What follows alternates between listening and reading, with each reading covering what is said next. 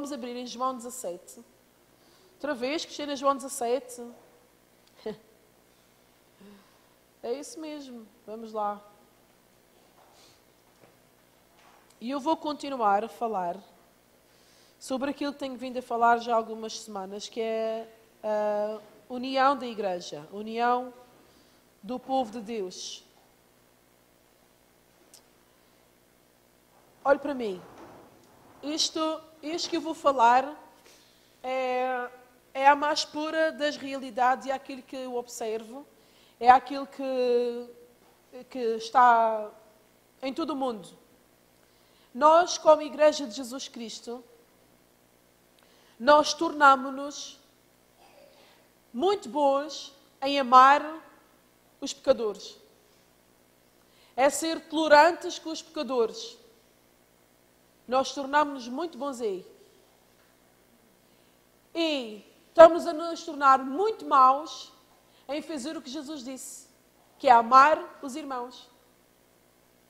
Porque hoje em dia, eu ontem até falava com o meu marido, não é sobre isto, porque temos já a falar, nós toleramos muita coisa do mundo, porque nós dizemos, eu preciso de mostrar o amor de Jesus a eles. E eu quero dizer errado. Porque a única vez que a Bíblia fala para nós amarmos os nossos inimigos é no perdão.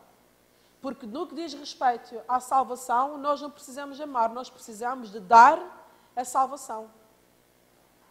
A Bíblia está cheia de muita referência que é para nós amarmos os irmãos. E eu vejo que nós estamos a amar os pecadores, a ser tolerantes com os pecadores e estamos a falhar muito, estamos a falhar redondamente, irmão, em amar os irmãos como Jesus disse. E se você tiver a curiosidade de procurar por toda a Bíblia, quantas vezes a Bíblia fala para nós nos amarmos uns aos outros, para amar o seu irmão, aquele que não ama não conhece a Deus, aquele que não ama o seu irmão ainda está em trevas, são muitas as referências que você vai encontrar. Mas você não encontra referências para você, olha, ama, mostra o amor de Deus aos pecadores.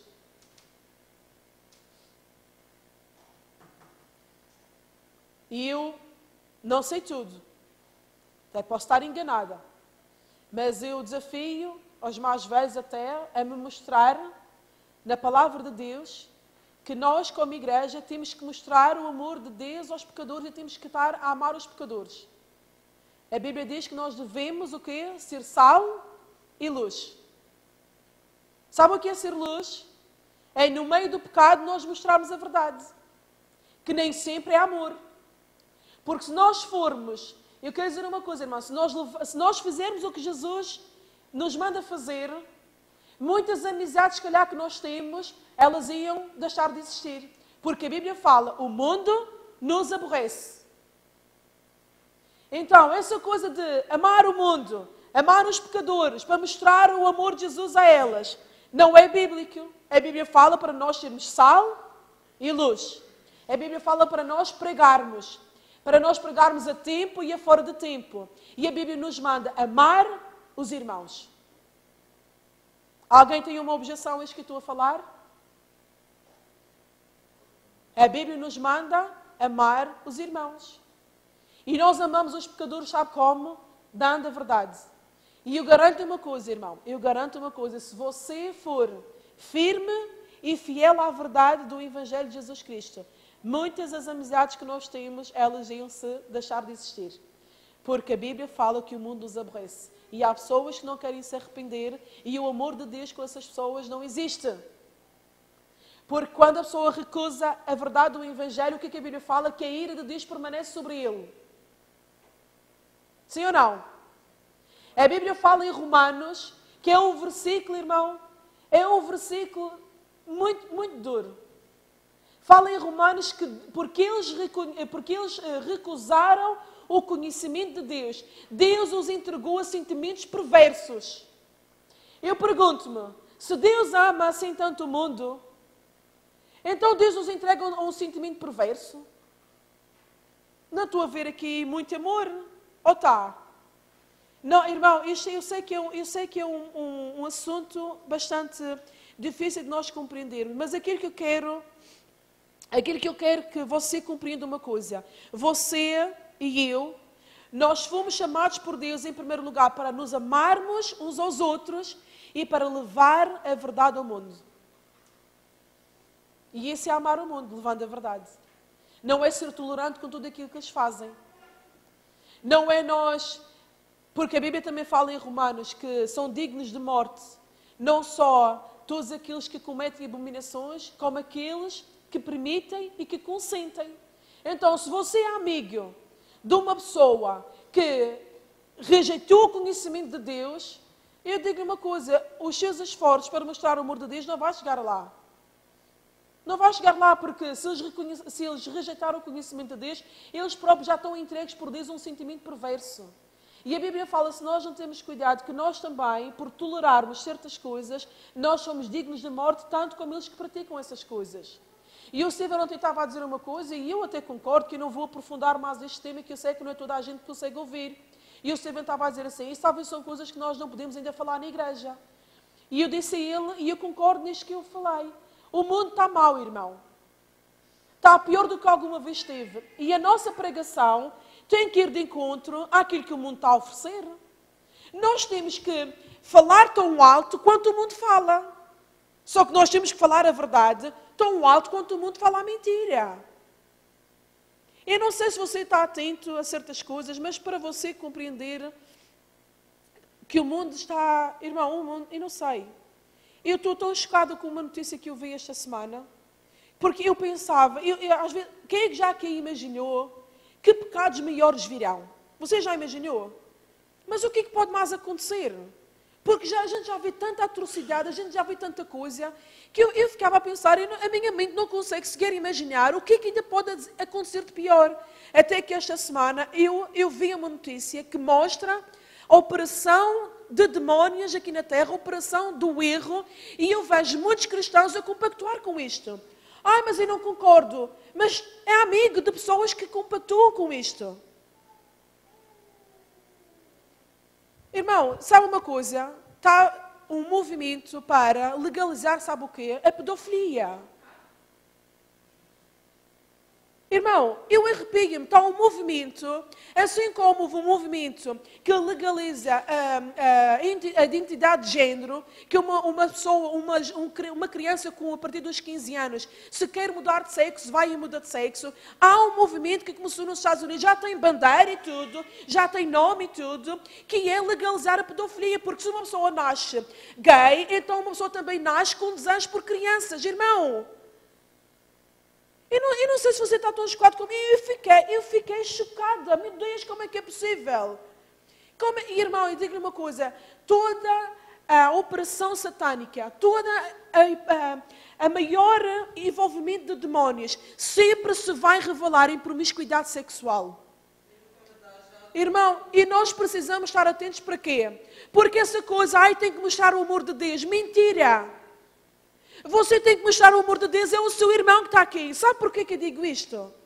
Porque assim, e volta ao início, nós somos tolerantes com os pecadores, porque nós dizemos que temos que mostrar o amor de Deus a eles.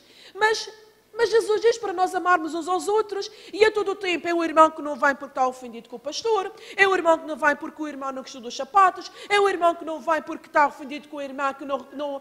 Você está a ver de que é que serve nós amarmos os pecadores e a casa de Deus há divisão? De que é que serve ser tolerante com o homossexual se eu não consigo perdoar o meu irmão que está ao meu lado? De que é que me serve ser tolerante com um pecador? Com um pecador, irmão. E não lhe mostrar a verdade, porque sabe como é que nós amamos os pecadores? Mostrando a verdade, irmão. Não é estando ao lado dele a dar palmadinha, tu és pecador, mas eu estou aqui que sou tua amiga. Nós amamos os pecadores dando a verdade. E o amor de Deus é isso, irmão. Quando a Bíblia fala que Deus amou o mundo, Deus amou o mundo como? Como é que Ele amou o mundo? Ele amou o mundo porque Ele deu a verdade. Ele amou o mundo quando Ele deu Jesus para a salvação do mundo. Mas a Bíblia fala que fora de Jesus, o que é que está? Está a ira de Deus. E nós, como igreja, como irmãos, nós precisamos de pôr o amor de Deus em prática. Se um chora, toda a gente chora com ele. Se um se alegra, toda a gente se alegra com ele. E nós podemos pensar, mas o que significa isso de amar? O que é amar? Como é que eu posso amar? Olhe, se você conseguir fazer uma coisa, se eu conseguir fazer uma coisa, eu garanto, estamos no bom caminho para amar. Sabe o que é? Não julgar. Irmão, se nós tão somente começarmos a olhar para cada um de nós, irmão, e nós não nos julgarmos uns aos outros, eu garanto, estamos no bom caminho para cumprir o mandamento de Jesus, amarmos uns aos outros, não julgar. Sabe porquê? Quando nós julgamos um irmão, nós tornamos-nos juízes. E ora, a Bíblia diz que só há um juiz. Como é que nós podemos julgar? Sabe quando nós julgamos o que nós fazemos? Nós assumimos que sabemos a razão porque a pessoa teve determinada ação. E isso sabemos que é errado. Porque às vezes a motivação por detrás de uma ação que nós tivemos não tem nada a ver com aquilo que as pessoas pensam que tem a ver. Quem é que está aqui que já foi julgado injustamente? Já foi? Você sabia que a sua intenção não era má, mas ao tornar a sua intenção em prática, não sei se calhar tão bem quanto você esperava e você foi julgado mal quando a sua intenção a todo o tempo era uma boa intenção. Então, se nós conseguirmos, irmão, deixar de nos julgarmos uns aos outros, deixar de julgar não só aqui a nossa igreja, mas deixarmos de julgar os irmãos de outras igrejas, deixarmos de julgar os filhos de Deus, os nossos irmãos em Cristo, e garanto, estamos no bom caminho para começarmos a fazer com que a oração de Jesus se concretize. Amém? Vamos a João 17, sei que já estão lá. No versículo 9 diz assim: eu rogo por eles. Isto foi a oração de Jesus. Não rogo pelo mundo, mas por aqueles que me deste, porque são teus. E todas as minhas coisas são tuas, e as tuas coisas são minhas, e nisso sou glorificado. Já vi quando a Cristina às vezes faz aquela oração: Senhor, tudo o que é meu é teu, e tudo o que é meu é teu também. Está aqui, Jesus também fez essa oração. E eu já não estou mais no mundo, mas eles estão no mundo, e eu vou para ti. Pai Santo, guarda em teu nome aqueles que me deste, para que sejam um assim como nós. Estando eu com eles no mundo, guardava-os em teu nome. Tenho guardado aqueles que tu me deste, e nenhum deles se perdeu, senão o filho da perdição, que era o Judas, para que a Escritura se cumprisse. Mas agora vou para ti, e digo isto no mundo, para que tenham a minha alegria completa em si mesmos. Dei-lhes a tua palavra, e o mundo os odiou. Olhe para mim. O que aconteceu aos discípulos por eles dar a palavra de Deus? O mundo os odiou, irmão.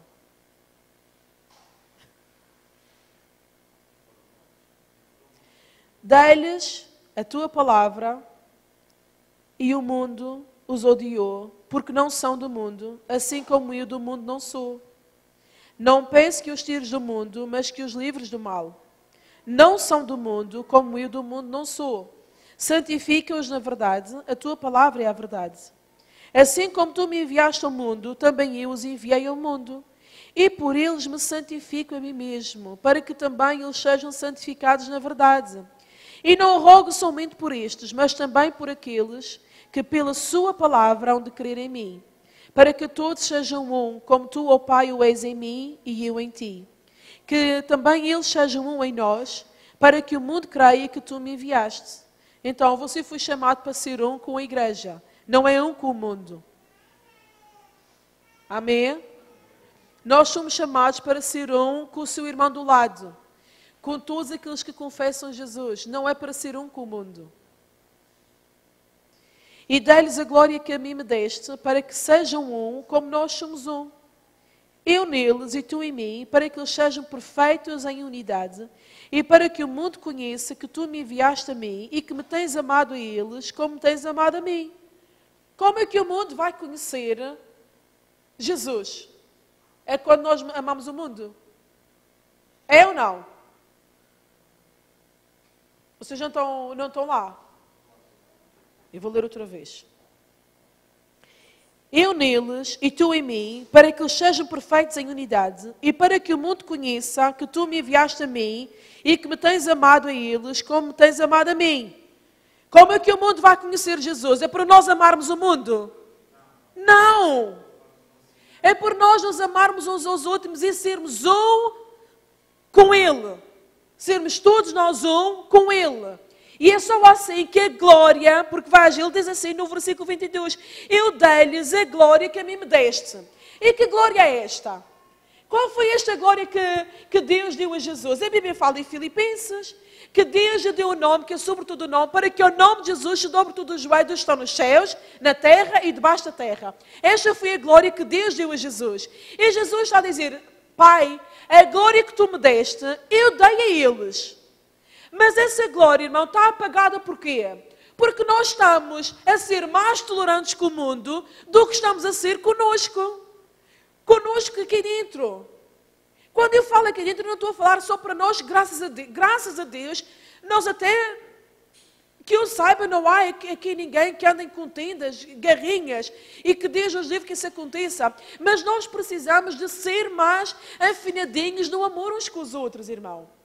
E essa glória que Deus deu a Jesus e que Jesus, por sua vez, nos deu a nós, essa glória só vai se manifestar em nós quando nós verdadeiramente nos amarmos uns aos outros, quando nós formos perfeitos em unidade, quando nós formos uns com os outros e sermos um com Ele. Então aí, a glória do Senhor vai atrair a este lugar todos os que estão de salvar. Eu não sei se você está a compreender a profundeza daquilo que eu estou a dizer.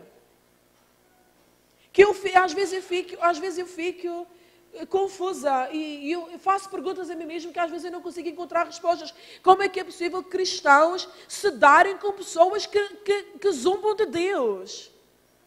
Como é que é possível?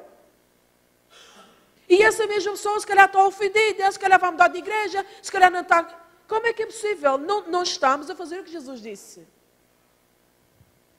Veja aí em João, umas páginas atrás. João 13. João 13, no versículo 35, se não me engano.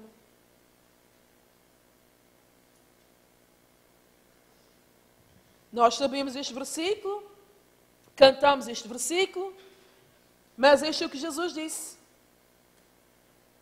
No versículo 34 diz assim, o novo mandamento vos dou, que vos ameis a quem? Uns aos outros. Vamos dizer que vos ameis uns aos outros. Como eu vos amei a vós, que também vós uns aos outros vos ameis. E nisto todos conhecerão que sois meus discípulos. Como? Se vos amardes uns aos outros.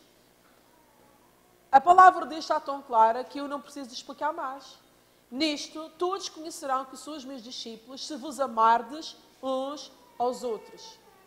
Se vos amardes uns aos outros. Então, amar exige um compromisso, irmão.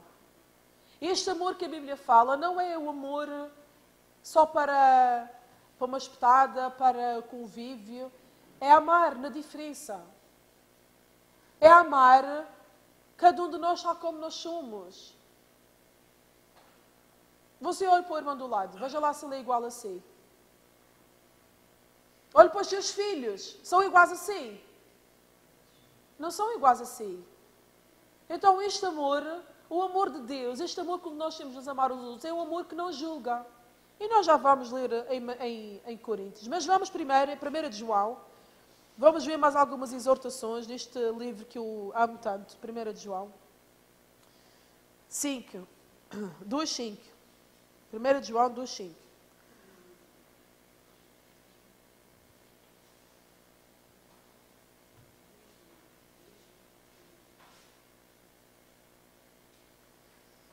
A semana passada aconteceu uma coisa simples, que eu trouxe. Às vezes nós precisamos de cultivar o amor, e o amor às vezes tem coisas intencionais que nós precisamos de fazer. Nós precisamos de cuidar um pouco da autoestima uns dos outros. Quando nós vimos aqui à igreja, nós precisamos nos mimar uns aos outros, irmão. Não é só chegou, sentou-se na cadeira, vai embora, ninguém deu para ela, ninguém percebeu, não interagimos com ninguém. Isso não é ser família. E nós precisamos nos mimar uns aos outros. Nós precisamos de ir àquele irmão, se calhar com quem a gente não fala tanto. Oh, irmão, você hoje está tão bonito. Oh, irmão, você hoje fico tão feliz de você estar aqui. A semana passada eu trouxe um sapato novo. Por acaso hoje também trouxe. E a Susana chegou ao pé de mim e ela olhou e disse assim: tens um pé tão bonito.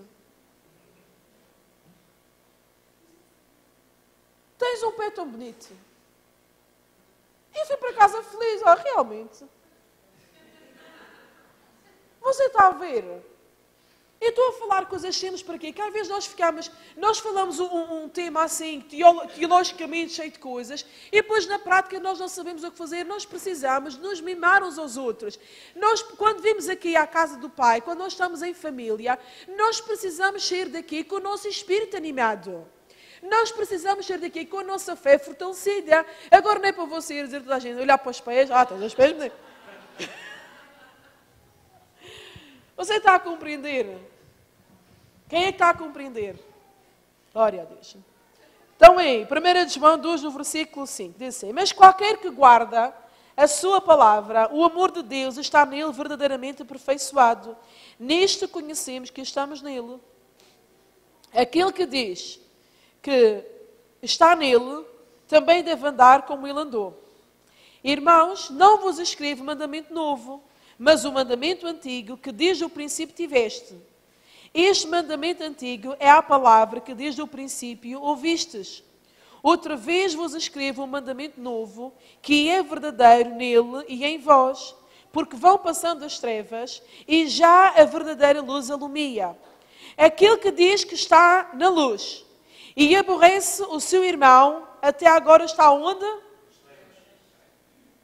E vou ler novamente. Aquele que diz que está na luz e aborrece o seu irmão, até agora está onde?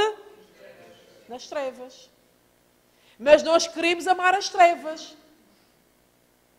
Nós queremos estar nas trevas e amar as trevas. Mas a Bíblia fala, aquele que diz que está na luz e aborrece o seu irmão, até agora está nas trevas. Aquele que ama o seu irmão está onde? Está na luz. Aquele que ama o seu irmão está na luz e nele não há escândalo. Mas aquele que aborrece o seu irmão está em trevas e anda em trevas e não sabe para onde deve ir, porque as trevas lhe cegaram os olhos. Então, se você não ama o seu irmão, se você anda com o coração amargurado porque algum irmão lhe ofendeu, se você não consegue sequer orar por aquele irmão e você está no mundo a tentar mostrar o amor de Deus ao mundo, o que está aqui a dizer? Está cego? Tá? Olha para a sua Bíblia. Está a dizer o quê? Aquele que aborrece o seu irmão, você está nas trevas, anda nas trevas e não sabe para onde deve ir. E agora eu pergunto, poderá um cego guiar outro cego? Mas não é o que a Bíblia está a dizer. Se nós aborrecemos os irmãos, nós estamos nas trevas e não sabemos para onde devemos ir. E então, se de nada vale, irmão, você mostrar grande amor pelo mundo lá fora, se nós não nos amamos uns aos outros, se nós aos outros só criticamos, se nós uns aos outros só julgamos, porque se só fazemos isso, estamos em trevas e nós não estamos não estamos a guiar ninguém, porque nós próprios não sabemos para onde devemos ir. E a Bíblia fala que um cego não pode guiar outro cego, cairão ambos numa mesma cova. Conhece este versículo ou não? Então é importante que nós possamos andar na luz, amando os nossos irmãos. Veja aí uma página à frente, no capítulo 3. Capítulo 3.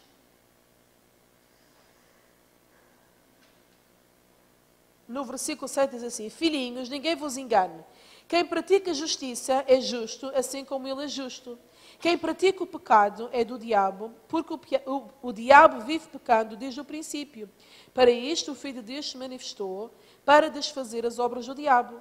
Qualquer que é nascido de Deus não vive na prática do pecado, porque a sua semente permanece nele e não pode viver pecando porque é nascido de Deus. Nisto são manifestos os filhos de Deus e os filhos do diabo. Diga, os filhos de Deus e os filhos do diabo. Diga, os filhos de Deus e filhos do diabo. Quem é que está a dizer? Sou eu que estou a dizer? Pronto. Qualquer que não pratica a justiça e não ama a seu irmão, não é de Deus. Se não é de Deus, é de quem? No início do versículo fala, filhos de Deus ou filhos do diabo. Só há duas opções. Só há duas opções, irmão. Lamento informar, lamento chocar você, se calhar cá ouvir isto. Só há duas opções. Ou é nascido de Deus e é filho de Deus, ou é filho do diabo. Se não pratica a justiça e não ama o seu irmão, não é de Deus, logo é do diabo. Porque esta é a mensagem que ouviste desde o princípio. Qual é a mensagem? Que nos amemos uns aos outros. Não como Caim, que era do maligno e matou o seu irmão. E por que causa o matou? Porque as suas obras eram más e as do seu irmão justas. Meus irmãos, não vos maravilheis se o mundo vos aborrece. Não vos maravilheis se o mundo vos aborrece. Nós sabemos que passamos da morte para a vida. Porquê? Porque amamos os irmãos. Glória a Deus. Se você quer passar da morte para a vida, começa a amar os irmãos. E não se preocupe tanto em amar o mundo, irmão. Começa a amar os irmãos. Porque se nós os amarmos uns aos outros, o próprio mundo vai ver que nós somos discípulos de Jesus. Nós temos isto tudo ao contrário, irmão.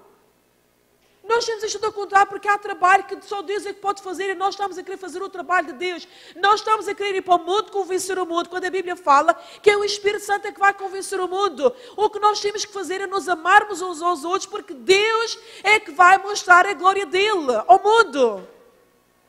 Então nós sabemos que passamos da morte para a vida porque amamos os irmãos. Quem não ama o seu irmão permanece na morte. Qualquer que aborreça o seu irmão é homicida. Se não amamos o irmão, permanecemos na morte. E se aborrecemos o irmão, nós somos homicidas. E depois diz, e vós bem sabeis que nenhum homicida tem permanente nele a vida eterna. Ele está a comparar, irmão. Está a comparar, quando nós nos aborrecemos uns aos outros, está-nos a comparar com o homicida, com o assassínio.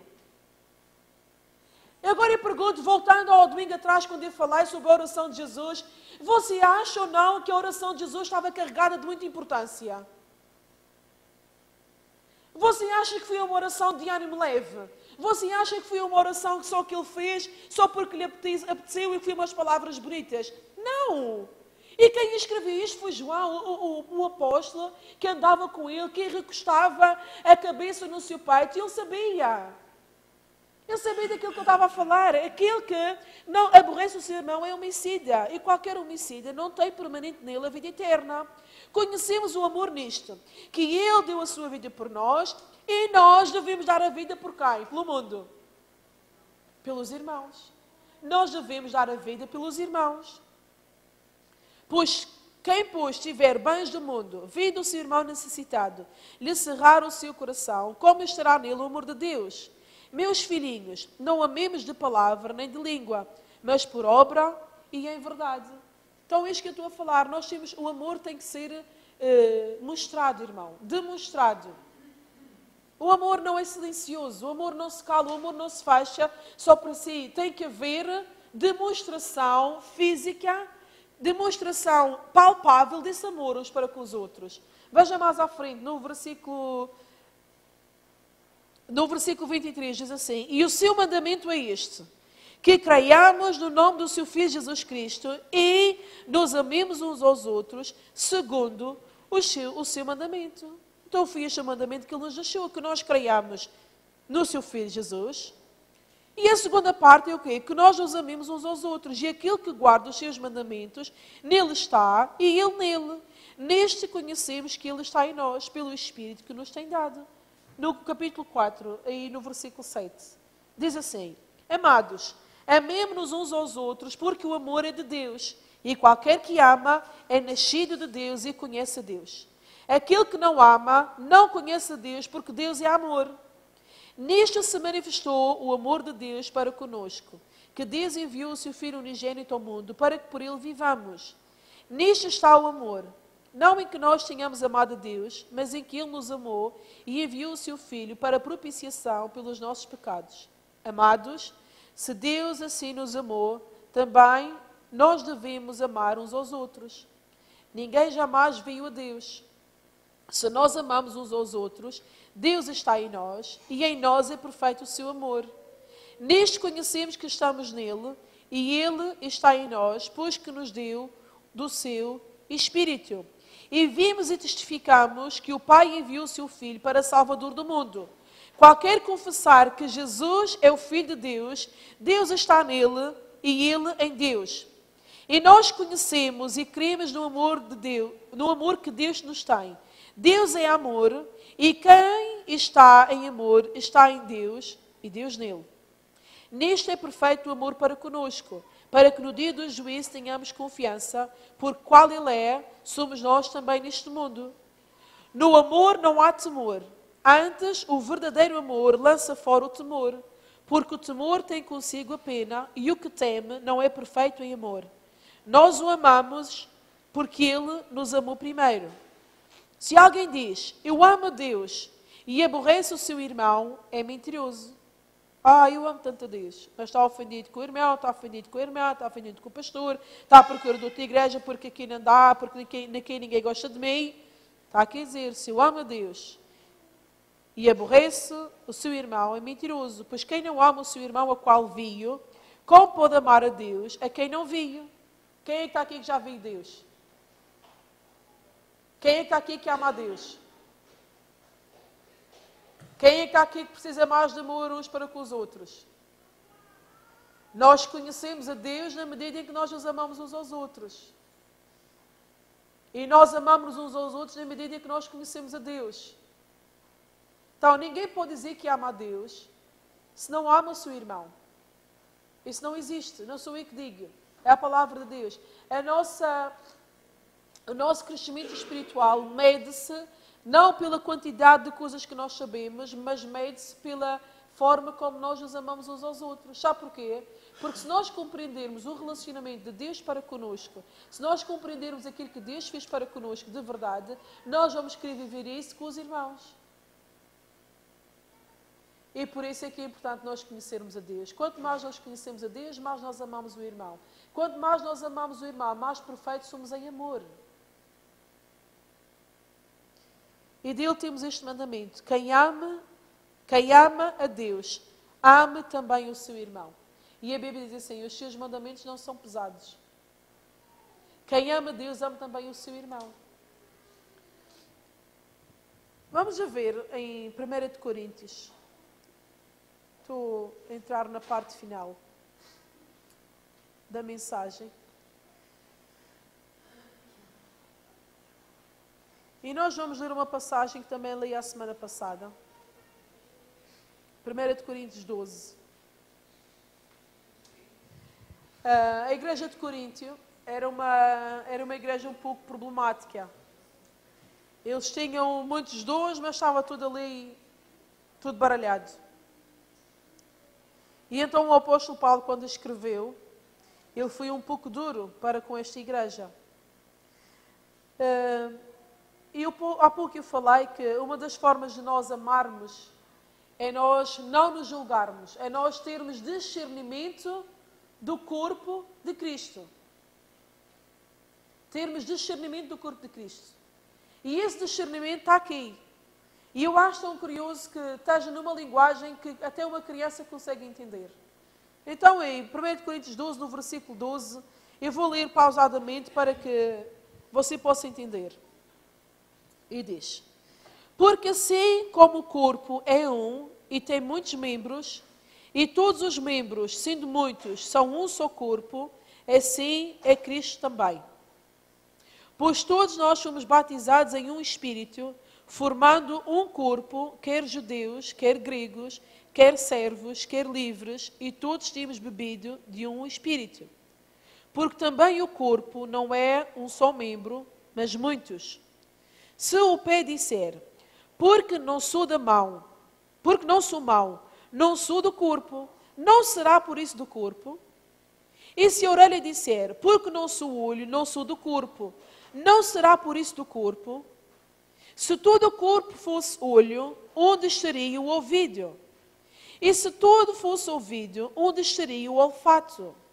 Mas agora Deus colocou os membros no corpo, cada um deles como quis. Eu adoro este versículo, irmão. Foi Deus que colocou os membros no corpo, cada um como Ele quis. Ele é soberano, irmão. Se todos fossem um só membro, onde estaria o corpo? Agora, pois, há muitos membros, mas um corpo. E o olho não pode dizer à mão, não tenho necessidade de ti, nem ainda a cabeça aos pés, não tenho necessidade de vós. Antes, os membros do corpo, que parecem ser os mais fracos, são necessários. Agora, olha para mim. Quem foi?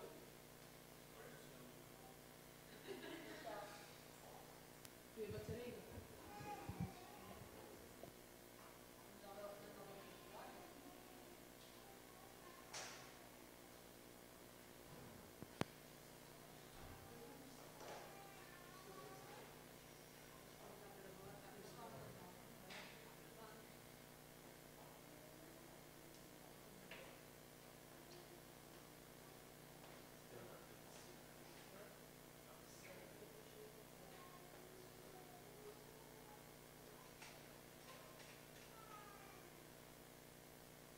Então diz assim, o olho não pode dizer à mão, não tenho necessidade de ti, nem ainda a cabeça aos pés, não tenho necessidade de vós. Eu pergunto, qual de vocês, quem é que estaria disposto a abdicar de um membro do seu corpo? Vamos lá agora escolher aqui qual é o que a gente menos precisa e vamos amputar. Ninguém faz isso, pois não? Então a Bíblia claramente nos ensina que a igreja, os irmãos, nós formamos um corpo e somos membros uns dos outros e nenhum membro é mais importante ou menos importante que o outro. Todos eles existem postos por Deus no corpo, como Ele quis, e nós existimos para quê? Para o bom funcionamento do corpo. Cada membro existe colocado por Deus, onde Ele quis, para o bom funcionamento do corpo. É assim que nós temos que ver uns aos outros. E diz assim, no versículo 24, porque os que em nós são mais honestos não têm necessidade disso, mas Deus assim formou o corpo, dando muito mais honra ao que tinha falta dela, para que não haja divisão no corpo, mas antes tenham os membros igual cuidado uns dos outros. De maneira que, se um membro padece, todos os membros padecem com ele. E se um membro é honrado, todos os membros se regozijam com ele. Ora, vós sois o corpo de Cristo, e seus membros em particular. E depois continua e diz que ele pôs uns para apóstolos, uns para profetas, doutores, milagres, dons de curar, socorros, governos, variedade de línguas. Porventura são todos apóstolos, são todos profetas, são todos doutores, são todos operadores de milagres, têm todos dons de curar. Você está a ver? Ele estava a dizer assim, para não considerar um mais importante que outro. Para não considerar um mais importante que outro, irmão. E logo aqui cai por terra aquela coisa que o apóstolo é lá em cima. Nós estamos a ver que nenhum membro é mais importante que outro. Que foi Deus que colocou cada membro no corpo para o bom funcionamento do corpo. E ele primeiro dá a explicação fácil de nós compreendermos, usando o nosso corpo, os nossos membros, os olhos, a cabeça, os pés, para nós compreendermos o seguinte, que ele é que pôs, porque nós vimos no versículo anterior, que Deus colocou cada membro no corpo como Ele quis. E da mesma maneira, Ele coloca pastores, doutores, dons para curar, dons para ministrar. Para quê? Querendo o aperfeiçoamento dos santos. Então aqui logo... Estão a ver o que eu estou a ver? Não há aqui importância, não há aqui... o senhor apóstolo está lá em cima. E o irmão está lá embaixo. Não, somos todos membros uns dos outros. E é aqui que nós temos que aprender o quê? A não nos julgar, a nós considerarmos uns aos outros, nós considerarmos o nosso irmão superior a nós mesmos, que é o que a Bíblia fala. E isto é difícil, irmão. Eu não estou lá por estar aqui, ser eu a estar a dar a palavra, não significa que seja mais fácil para mim do que é para si. Mas esta é a vontade de Deus, é que nós todos, mas se nós todos juntos fizermos alguma coisa, vai se tornar mais fácil. Eu há dias pus uma coisa no Facebook, não sei se vocês viram, o desânimo é contagiante. É ou não é? Você está para estar muito alegre, mas você vê você vê outra, Por mais forte você seja, você vai acabar por ser contagiado. Mas o que é que nós precisamos? Cada um no seu lugar, cada um a fazer um bocadinho mais. Cada um a estimular o outro ao amor e às boas obras. Para quê? Para que não seja pesado para ninguém. Porque é que nós temos 2 pés, irmão? Para não andar sempre assim. Imagina se você... Porque este pé está desanimado. Este pé está chateado, não quer andar.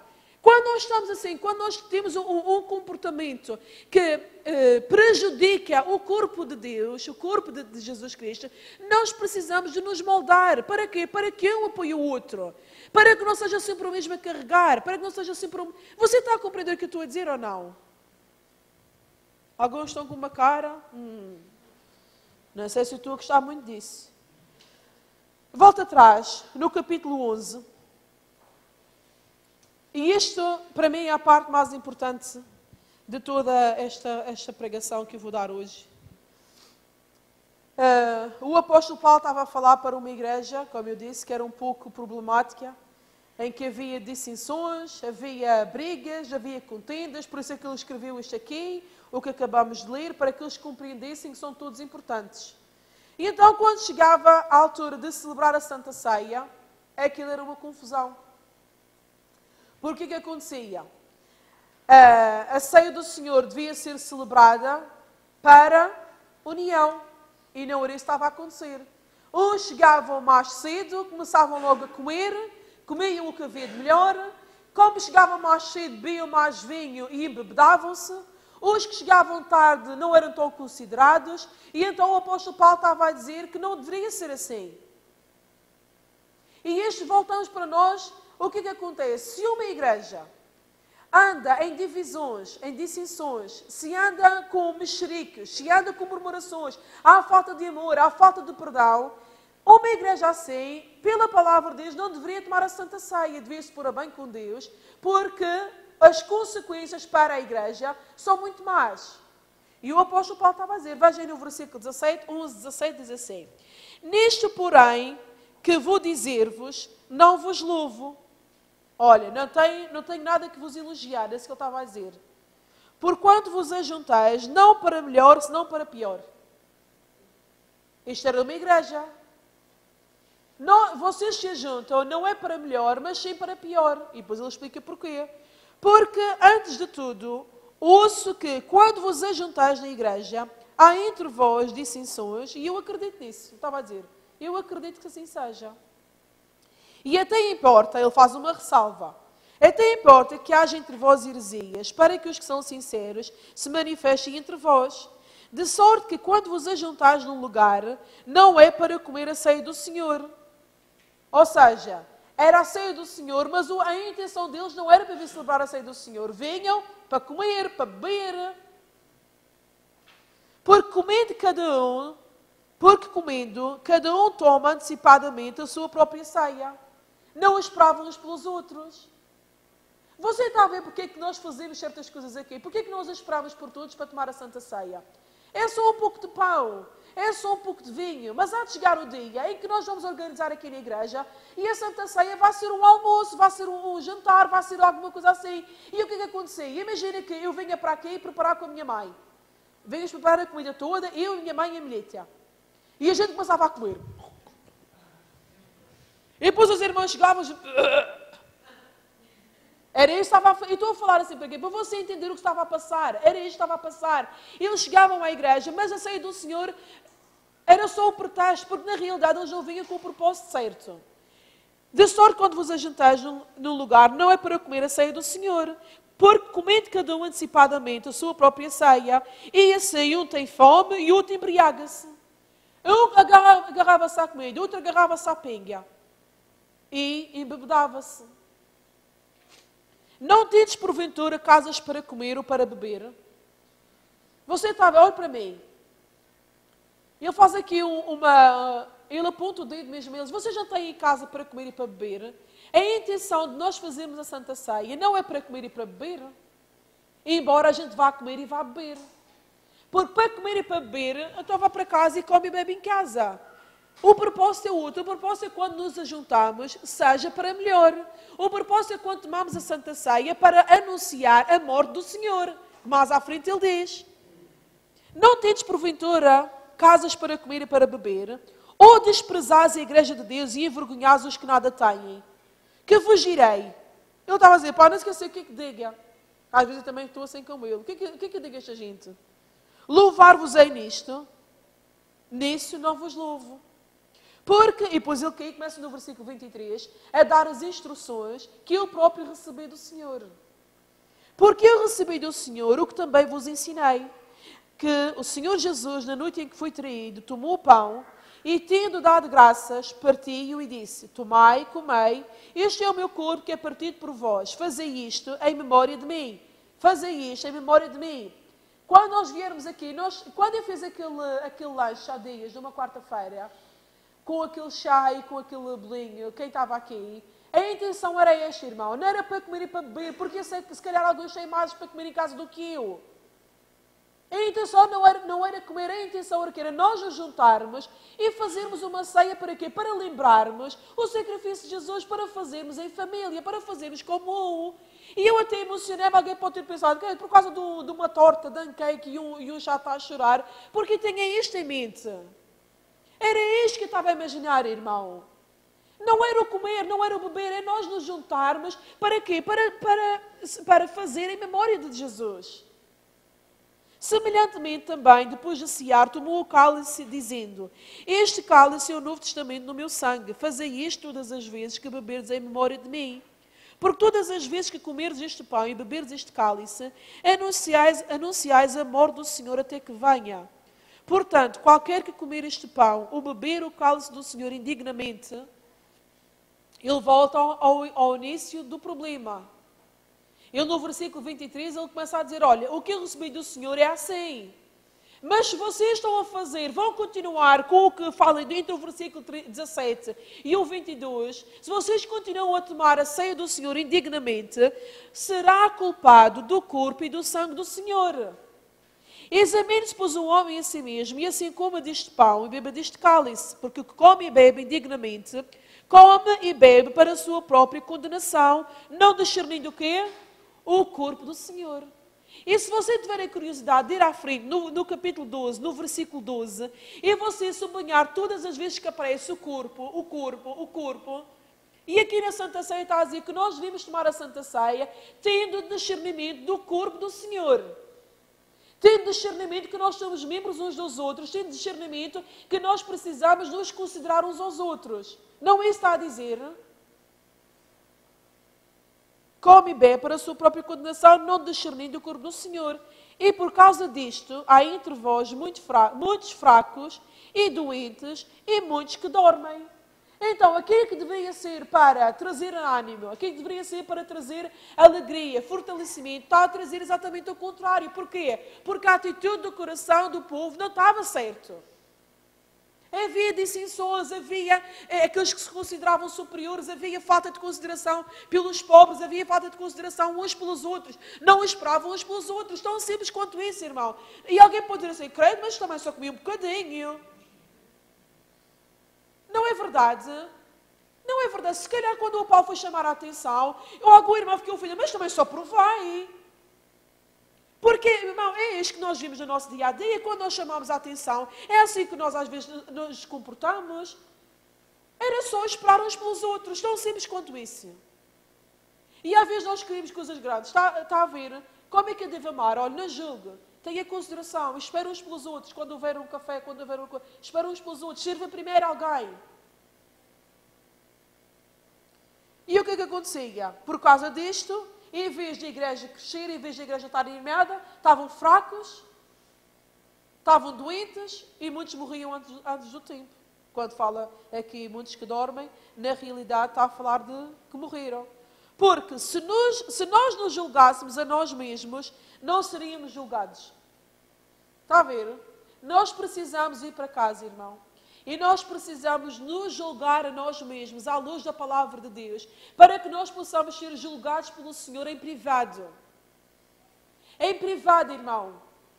Porque a vontade de Deus não é que Ele nos julga à frente de toda a gente, para toda a gente ficar a saber o nosso erro. É que nós nos julguemos a nós mesmos, de acordo com a sua palavra, para sermos repreendidos com o Senhor. Porque veja, Ele diz uma coisa que eu acho espetacular, e neste versículo 32, eu vejo o amor de Deus, eu vejo o amor de Deus tão grande aqui.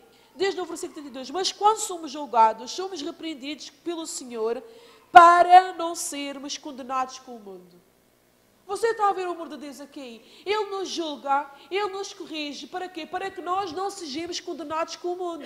E por isso é que a Bíblia diz que Deus julga, Deus corrige a todo aquele que chama por filho. E nós precisamos deixar-nos julgar pela palavra de Deus. Todos nós aqui, não há ninguém aqui que se possa pôr num pedestal e dizer, eu estou acima de tudo isso. Não, todos nós precisamos nos julgar. Portanto, meus irmãos, quando vos ajuntais para comer, esperai uns pelos outros. E estás assim com tanta fome, olha, antes de sair de casa, come qualquer coisa, para não chegares aqui de barriga vazia e ficares rabugento como uma criança. Isto sou eu para frasear o versículo seguinte. Se algum tiver fome, coma em casa, para que não vos ajunteis para condenação. Quanto às demais coisas, ordená-las-ei quando for ter convosco. E nós podemos perguntar, mas então o que é este amor de Deus? Eu, durante muito tempo, eu lia o capítulo 13 de 1 de Coríntios e eu via isto uma coisa isolada de tudo. E eu, por acaso, como eu já disse a vocês, a Bíblia hoje em dia tem capítulos, tem separações, tem versículos para nos ajudar a entender melhor. Mas, na realidade, quando foi escrita um texto contínuo. E ele termina, o versículo 12 diz assim. Ele faz aquela pergunta, têm todos dons de decorar, falam todos diversas línguas, interpretam todos. E ele termina dizendo, portanto, procurai com zelo os melhores dons, e eu vos mostrarei um caminho ainda mais excelente. E acabava este versículo aqui, acabava o capítulo e começava outra coisa completamente diferente, a meu ver. E eu sempre chegava aqui a este versículo e perguntava, mas o que é este, os melhores dons? Mas qual é este dom que eu tenho que procurar com zelo?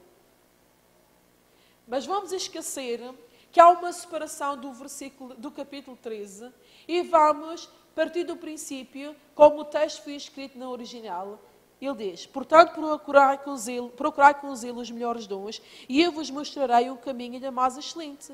Ainda que eu falasse a língua dos homens e dos anjos e não tivesse amor, seria como o metal que soa ou como o sino que tine. E ainda que eu tivesse o dom da profecia e conhecesse todos os mistérios e toda a ciência, e ainda que tivesse toda a fé, de maneira tal que transportasse os montes e não tivesse amor, nada seria. E ainda que distribuísse toda a minha fortuna para o sustento dos pobres, e ainda que entregasse o meu corpo para ser queimado e não tivesse amor, nada disso me aproveitaria. O amor é sofredor, o amor é benigno, o amor não é invejoso. O amor não trata com leviandade, não se ensoberbece. E aqui a gente começa todos a baixar a cresta.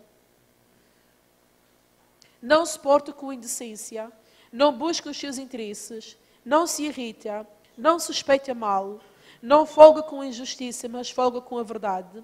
Tudo sofre, tudo crê, tudo espera, tudo suporta. O amor nunca falha. O amor nunca falha. No versículo 13. Agora, pois, permanecem a fé, a esperança e o amor.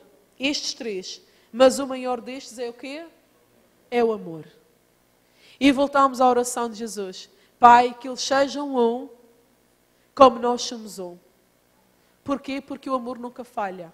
E se você tiver muita fé e não tiver amor, nada valeria. Os melhores dons que a Bíblia fala aqui no capítulo 12, para nós procurarmos com zelo os melhores dons, é o amor que nós devemos ter uns aos outros. Amém? Vamos ficar de pé.